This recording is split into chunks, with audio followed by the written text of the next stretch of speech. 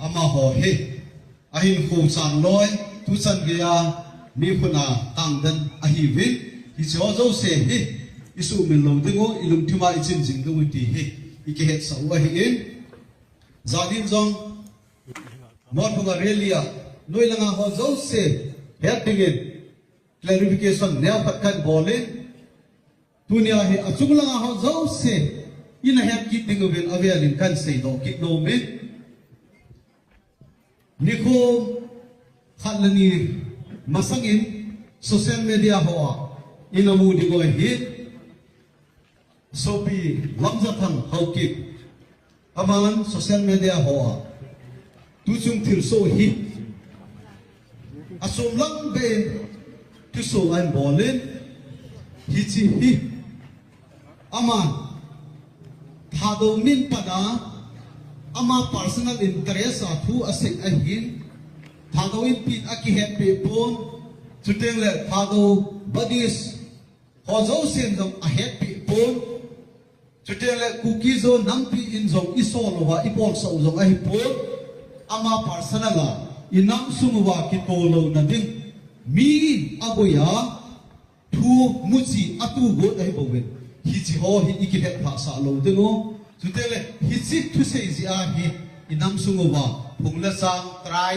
nam hoi na thei thu sei na sa ibol lo diu hi dunia hungki ko mo zo se tem na le taw na kan le a hi tun enjoy in people nan seitan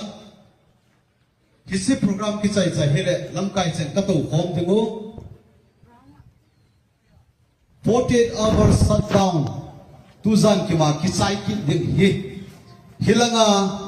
iso pi ho din mun hito kin ve ka ding hisa di san ken la ding pa hi tuna ikilung khat bangwa hi kain phone ho zo se yo hi kilung khat ta izui ki ding hi avela tem na taw na kan ne hi so tela chai na kelzin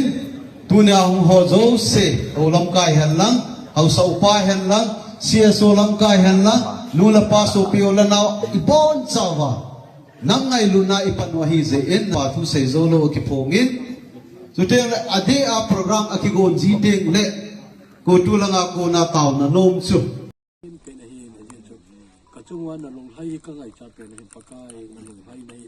ka dei pe no hin ya chun ama hon jong